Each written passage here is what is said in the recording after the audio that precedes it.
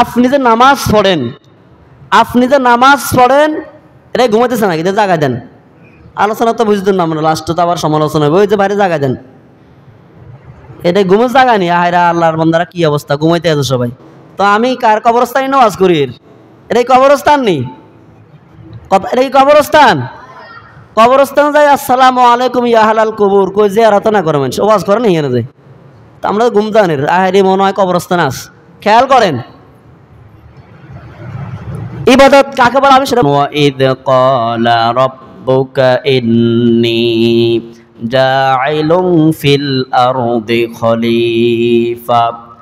আল্লাহ সুবহানাহু ওয়া তাআলা সূরাতুল বাকারার প্রথম দিকে এই আয়াতটা উপস্থাপন করলেন।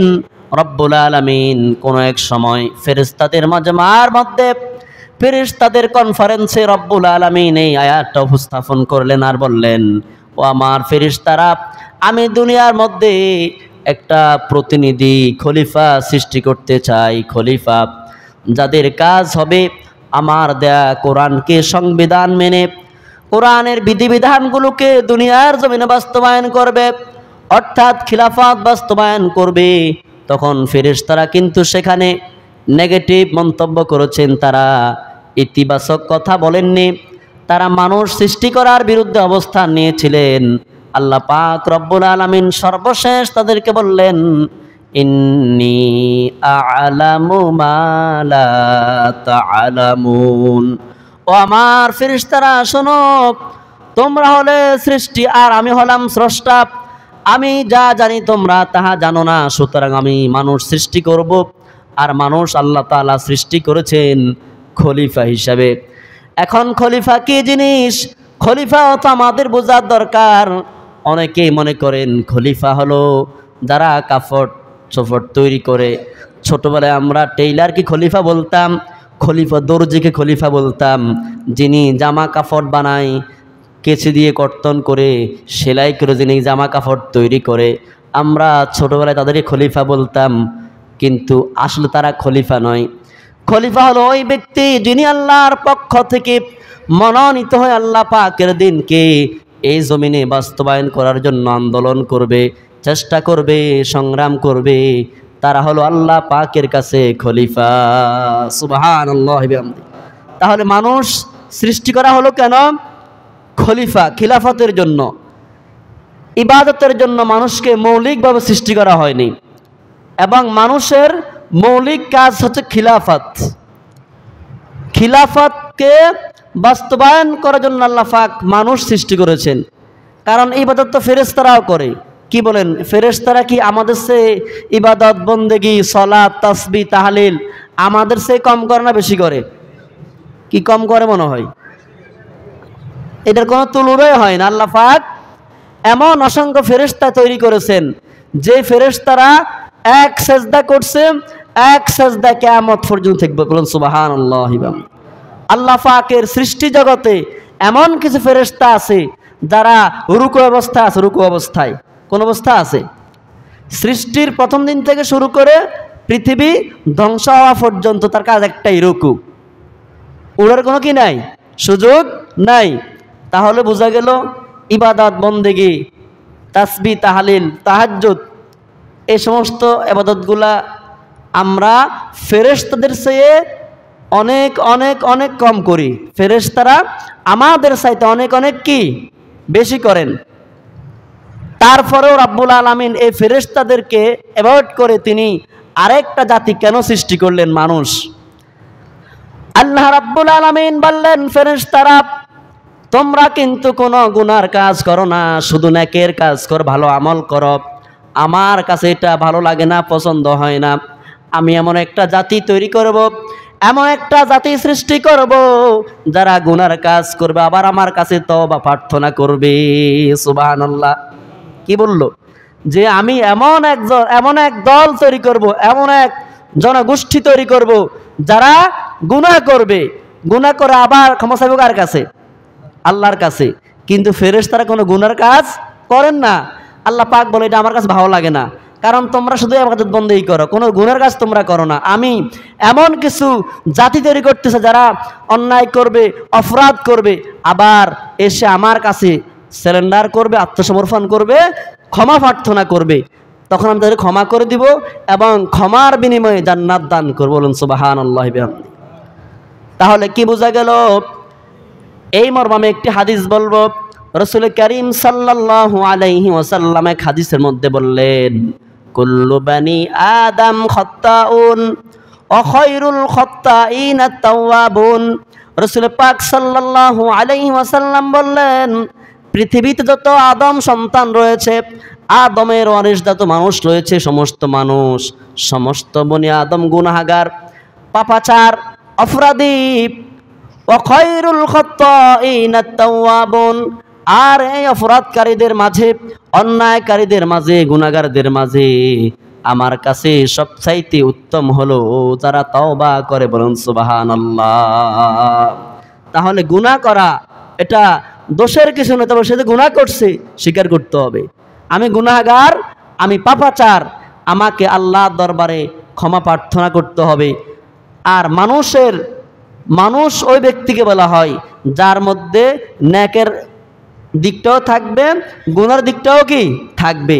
মানুষ ওই ব্যক্তিকে বলা হয় যার মধ্যে গুণও থাকবে, দোষও থাকবে।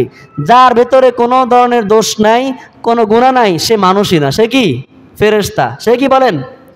তাহলে বোঝা গেল আমরা যারা মানুষ, আমাদের ভিতরে কি আছে? দোষ, ত্রুটি, অপরাধ, ভুল, অন্যায় অবশ্যই কি আছে। আর এটা থাকার কারণেই আমরা মানুষ। কথা বুঝছেন নি আমার? আমাদের অন্যায়, ভুল, ত্রুটি থাকার কারণে আমরা কি মানুষ। আর ফেরেশতা কেন হয়েছে? ফেরেশতারা শুধু নেকের কাজ করে, শুধু ভালো কাজ করে, তাদের জীবনে কোনো মিথ্যা কথা নাই, কোনো সুদের গুনাহ নাই, ঘুষের গুনাহ নাই, বেফরদার গুনাহ নাই। তাদের জীবনে কোনো গুনাহ না থাকার কারণে এবং তাদের ভিতরে গুনার যে অনুভূতি, গুনাহ করতে একটা আনন্দ লাগে না? কি বলেন? গুনাহ করতে একটা মজা আছে না?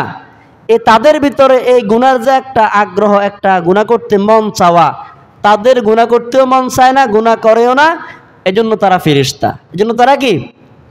এজন্য অনেক সময় আমরা বলি হাতে ফেরেশতা, একবারে বলি না আমরা অনেক সময়, হ্যাঁ, যে এত মনে একবার ফেরেশতা হয়ে গেছে। তার মানে ফেরেশতার কোনো কি হয় না, গুনাহ হয় না। যাই হোক, তো আমি এখান থেকে মূলত বোঝাতে চেয়েছিলাম আল্লাহ পাক মানুষকে সৃষ্টি করেছেন মূলত ইবাদত করার জন্য নয়, খিলাফতের জন্য। একটা শব্দ হলো ইবাদত, এটা আমরা সহজে বুঝি। নামাজ পড়া, রোজা রাখা, হজ করা, দান খয়রাত করা, ভালো ভালো কাজ করা, এটা আমরা কি বলি বলেন? ইবাদত বলি না আমরা। আর একটা শব্দ হলো খিলাফত, ভালো করে বুঝবেন। একটা শব্দ হলো ইবাদত, আরেকটা শব্দ হলো খিলাফত। এই ইবাদতটা আমরা কিন্তু মোটামুটি সবাই করি আর না করি, তবে আমরা বুঝি। আমরা কি যে ভালো ভালো কাজগুলো করার নাম হলো ইবাদত, কথা ঠিক নেই? এবং খারাপ কাজগুলো, গর্হিত কাজগুলো ছেড়ে দেওয়ার নাম হলো ইবাদত। এখন খিলাফত জিনিসটা কি? খেলাফতটা আমাদের বোঝা দরকার। খেয়াল করেন, আমি সহজে বলছি, একটা উদাহরণ দিচ্ছি। আপনি ঘরের কর্তা, আপনি ঘরের পরিচালক, আপনি যে নামাজ পড়েন, এটা ঘুমাইতেছে নাকি? জায়গা দেন। আলোচনা তো বুঝতেন না আমরা, লাস্টে তো আবার সমালোচনা হবে, ওই যে বাইরে জায়গা দেন। এটা ঘুমের জায়গা নেই। আহারা আল্লাহর বান্দারা কি অবস্থা, ঘুমাইতে আছে সবাই। তো আমি কার কবরস্থানে নামাজ করি? এটাই কবরস্থান নেই, এটা কি কবরস্থান? কবরস্থান যাই আসসালামু আলাইকুম ইয়া আহলাল কবুর কই জিয়ারত না করে মানুষ ওয়াজ করে না, এখানে যায়। তো আমরা ঘুম জানের আহারি মনে হয় কবরস্থান আস। খেয়াল করেন ইবাদত কাকে বলে আমি সেটা বলতেছি। আপনি ঘরের পরিচালক, ঘরের কর্তা, খেয়াল করবেন। ঘুম আসলে একটু লড়িছড়ি বইন, যে অবস্থা আছেন একটু পরিবর্তন হয়ে বসেন, ঘুম চলে যাবে ইনশাল্লাহ। আর মনে মনে আউযুবিল্লাহ পড়েন, ঘুম চলে যাবে, ঘুম আসবে না। ইবাদত হলো আপনি নামাজ পড়েন, আপনি রোজা রাখেন, আপনি হজ করেন, আপনি দান খয়রাত করেন, আপনি ভালো কাজ করেন, এটা হলো ইবাদত। এবার ধরেন খেলাফত কাকে বলে?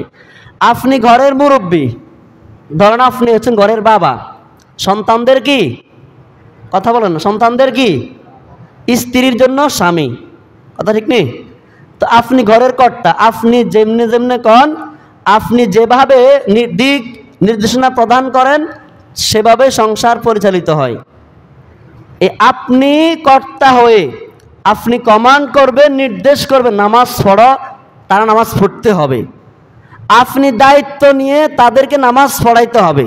কথা বুঝেন না মনে? একটা হলো আপনি নিজে নামাজ পড়তেছেন, আপনি নিজে ভালো কাজ করতেছেন, আরেকটা হলো আপনি দায়িত্ব নিয়ে আপনার অধীনস্থ যারা আছে, আপনার স্ত্রী, আপনার ছেলে মেয়ে, আপনার অধীনস্থ আরও যারা যারা থাকতে পারে, এদেরকে আপনি নির্দেশ দিয়ে নামাজ পড়াইতে বাধ্য করেন। এটা হলো খিলাফত। এটা হলো কি? খিলাফত। আল্লাহ পাক মানুষকে মূলত খিলাফত বাস্তবায়ন করার জন্য দুনিয়াতে পাঠাইছেন। অন্যথায় ইবাদতের দরকার আল্লাহ পাকের দরকার হয় না, কারণ ইবাদত করেনওয়ালা অসংখ্য অগণিত ফেরেশতা আল্লাহ দুনিয়াতে আছে। আসেনি? এমনও ফেরেশতা আছে যার জীবনের প্রতিটা সেকেন্ড, একটা মুহূর্ত সেজদাতে খালি নয়, তার জীবনটাই সেজদার উপরে। সুবহানাল্লাহ বলবেন না? এমনও ফেরেশতা আছে যার জীবনটাই হলো রুকু অবস্থায়। আমরা তো দৈনিক কবার রুকু করি। তো খিলাফত, এই খিলাফতকে কেন্দ্র করেই মূলত কারবালা সংগঠিত হয়েছিল। খিলাফতকে কেন্দ্র করে কারবালা সংগঠিত হয়েছিল। আসুন, আমাদের রসুল যখন দুনিয়াতে আগমন করেন, খেয়াল করবেন, তখন পৃথিবীর রাজনৈতিক শাসন ব্যবস্থা ছিল আপনার রাজতন্ত্র। কি তন্ত্র ছিল? কথা কি বুঝেননি? একটু রাজনৈতিক ওয়াজ হলেন না আজকে, যেহেতু আজকে বিষয়টাই এটা হলো একাত্রিত হয়ে গেছে। সবসময় তো নামাজের ওয়াজ শুনেন। আমাদের রসুল যখন দুনিয়াতে পদার্পণ করলেন, আগমন করলেন, গোটা বিশ্বের শাসন ব্যবস্থা ছিল কি? রাজতন্ত্র। একজন ছিলেন রাজা, সে যখন মারা যায় তার ছেলে হয় আবার রাজা। কথা বুঝেন নাই? যখন সে মারা যায়, ওই দাদার ঘরের নাতি সে হয় কি? রাজা। যখন সে আবার মারা যায় তখন তার আবার সন্তানরা আছে না? এভাবে আস্তে আস্তে এক পরিবার থেকেই একটা ফ্যামিলি, একটা বংশ, তারা পুরো পৃথিবী সঞ্চালনা করে, নেতৃত্ব দেয়, যেটাকে আমরা সহজে বলি কি? রাজতন্ত্র। আচ্ছা, আমাদের রসুল সাল্লাল্লাহু আলাইহি সাল্লাম যখন দুনিয়াতে আসলেন, তখনকার সময়টাকে ইসলামের পরিভাষা বলা হয় আইয়ামে জাহিলিয়াত। কি বলা হয়? আইয়ামে জাহিলিয়াত, বর্বরতার যুগ, মূর্খতার যুগ। অথচ ওই সময়ের মধ্যে অনেক বড় বড় সাহিত্যিক ছিল, অনেক বড় বড় ডিগ্রিধারী ছিল, অনেক বড় বড় কবি ছিল। একজন কবি ছিল ইমরাউল কাইস। এরকম তার অনেক অবদান রয়েছে, তার অনেক কবিতা আছে পৃথিবীতে বর্তমানে। তো এত বড় বড় শিক্ষিত লোক থাকার পরেও ওই যুগের নাম ছিল কি যুগ? মূর্খতার যুগ। কি যুগ? মূর্খতার যুগ। তার মানে শিক্ষা ছিল, শিক্ষাটা বাস্তবায়িত ছিল না। শিক্ষা ছিল, তবে শিক্ষাটা কি ছিল না? বাস্তবায়িত ছিল না।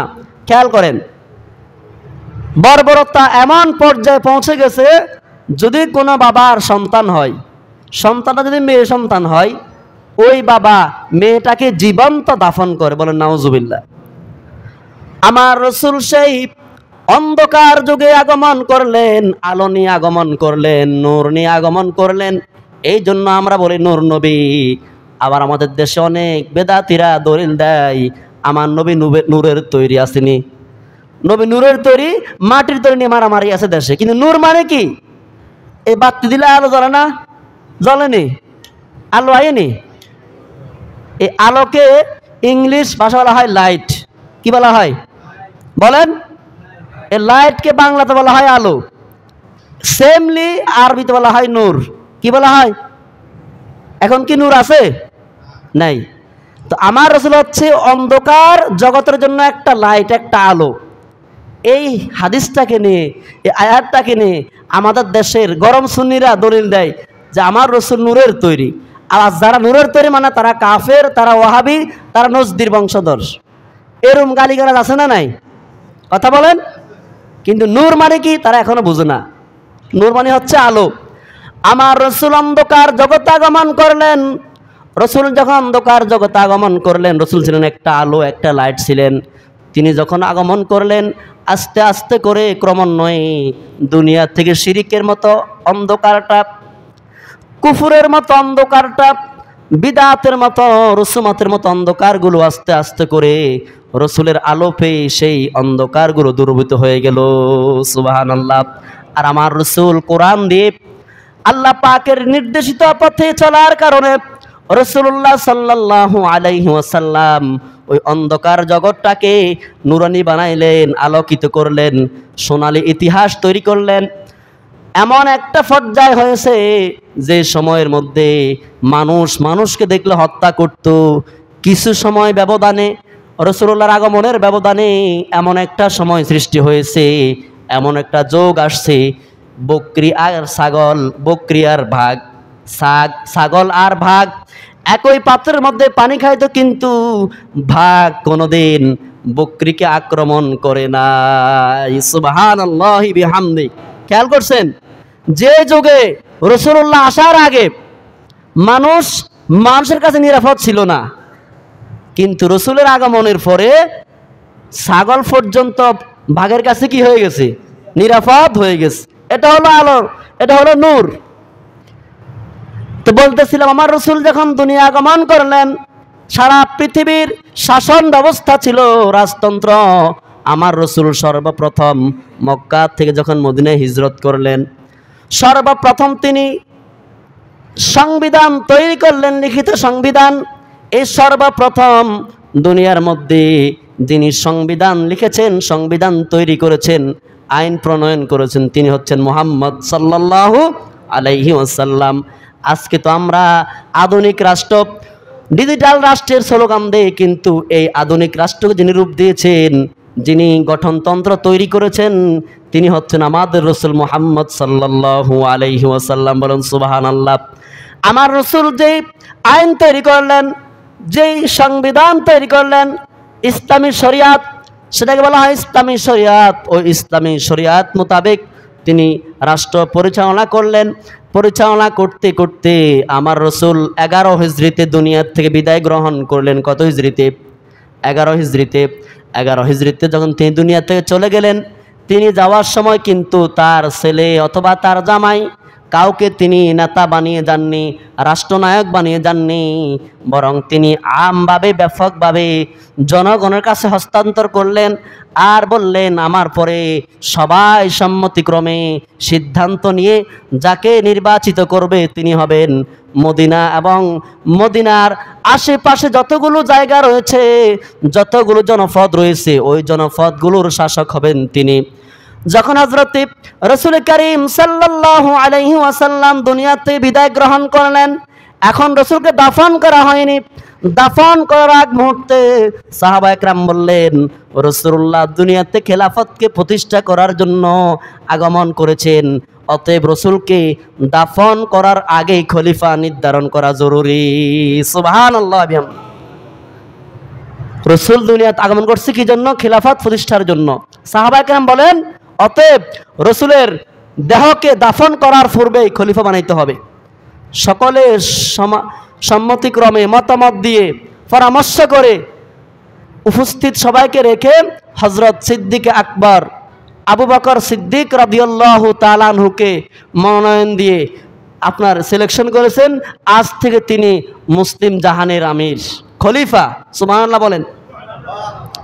রসুল কি ইচ্ছে করলে বলতে পারতেন না যে আমি মরে যাবার পরে, আমি বিদায়ের পরে খলিফা হবে আবু বকর? বলতে পারতো কিনা বলেন? পারতো না। তিনি কি বলেছেন? তিনি বলেন নাই। সাহাবায়ে কেরাম দেখলো যে এখন উম্মতের মাঝে সবচেয়ে দামি এবং যোগ্য, অভিজ্ঞ, দক্ষ, বিচক্ষণ হচ্ছে হযরত আবু বকর সিদ্দিক রাদিয়াল্লাহু তাআলা আনহু। আবু বকর সিদ্দিক রাদিয়াল্লাহু তাআলা আনহু তিনিও লম্বা সময় যখন খিলাফত করলেন, তিনি যখন শাসন ব্যবস্থা কাজ করলেন, তিনি যখন শাসক ছিলেন, কোনো এক সময় তিনি যখন দুনিয়া থেকে চলে যাবেন, তিনিও যাওয়ার সময় এমন কাউকে আমির বানান নাই যাকে কেউ মানবে না। তিনি সকলকে উপস্থিত রেখে বললেন, আমার পরে হযরত ওমরকে আমির বানালে কেমন হয়?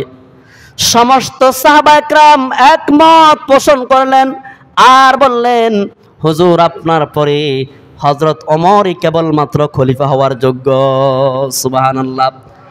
আপনার পরে ওমরের ছাড়া আর কাউকে খিলাফতের দায়িত্ব দেওয়া যায় না। অতএব আপনি যে পরামর্শ দিয়েছেন, আপনি যে প্রস্তাবনা পেশ করেছেন, আমরা সকলে আপনার সাথে একমত। অতএব আজ থেকে হযরতে ওমর হবে এই মুসলিম জাহানের খলিফা, শাসক হবেন। হযরত ওমর তিনিও লম্বা সময় যখন তিনি খেলাফত প্রতিষ্ঠা করলেন, শাসন ব্যবস্থান কাজ করলেন, এক সময় তিনি যখন চলে যাবেন, তিনি যাওয়ার সময় 6 জন বিশিষ্ট একটা কমিটি করলেন। কয়জন? 6 জন সদস্য বিশিষ্ট একটি কমিটি করলেন, যেটাকে আমরা বর্তমানে বলি শুরা কমিটি বলি, শুরা কমিটি। এই শুরা কমিটি তিনি করলেন আর বললেন, আর ওই 6 জন কিন্তু আমার মতো আপনার মতো সাধারণ লোক ছিল না, ওই সময়ের সাধারণ সাহাবী ছিলেন না। যারা ছিলেন উঁচু মাফের সাহাবী এবং যারা ছিল একাধারে আলেম, একাধারে ফকিহ, একাধারে মুফাসসির, একাধারে মুহাদ্দিস, সর্বদিক থেকে তারা ছিল অভিজ্ঞ এবং প্রাজ্ঞ।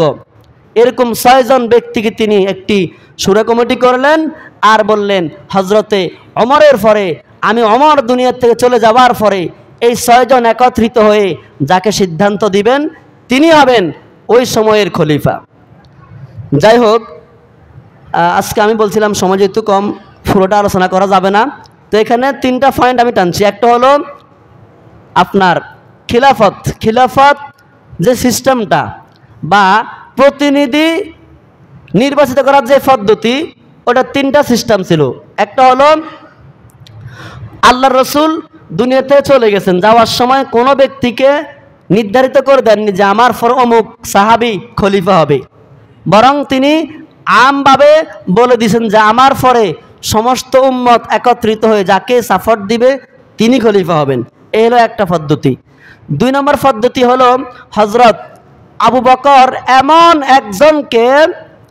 এমন একজনকে তিনি খলিফা বানিয়েছেন যিনি ছিলেন সকলের পরামর্শক্রমে খলিফা হওয়ার যোগ্য। অর্থাৎ তিনি এমন একজন ব্যক্তির বিষয়ে প্রস্তাব করেছেন যার বিষয়ে কারো কোনো কিলোকাল ছিল না, কারো কোনো দ্বিমত ছিল না। তিনি হচ্ছেন হযরত ওমর রাদিয়াল্লাহু তাআলা আনহু। এবং সবচেয়ে বড় কথা হলো হযরত আবু বকরের একজন সন্তান ছিল আব্দুর রহমান, তিনি তার সন্তানকে খলিফা বানাননি, বরং তিনি যোগ্য দেখে তার আত্মীয়র বাহিরে একজনকে কি বানাইছেন? খলিফা বানিয়েছেন। ইনশাআল্লাহ আজকে আমি এই পর্যন্ত রাখলাম। আগামী জুমায় মূল যে বিষয়টা আমি বোঝাতে চেয়েছিলাম যে কারবালা যে কারণে সংগঠিত হয়েছে, ওই মূল পয়েন্টটা বোঝানোর জন্য লম্বা ইতিহাসটা বললাম। কিন্তু কারবালা এখনো বহু দূর, কারবালা এখনো কি বহু দূর। তো ইনশাআল্লাহ আগামী জুমায় আমি কারবালার মৌলিক ইতিহাসটা আপনাদের সামনে আল্লাহ পাক হায়াত দান করলে পর্যালোচনা এবং আলোচনা করব। আল্লাহ পাক সকলকে আজকে যে কথাগুলো আলোচনা করলাম সেখান থেকে শিক্ষা দীক্ষা অর্জন করার এবং প্রত্যেকের জীবনে বাস্তবায়ন করার তৌফিক দান করুন।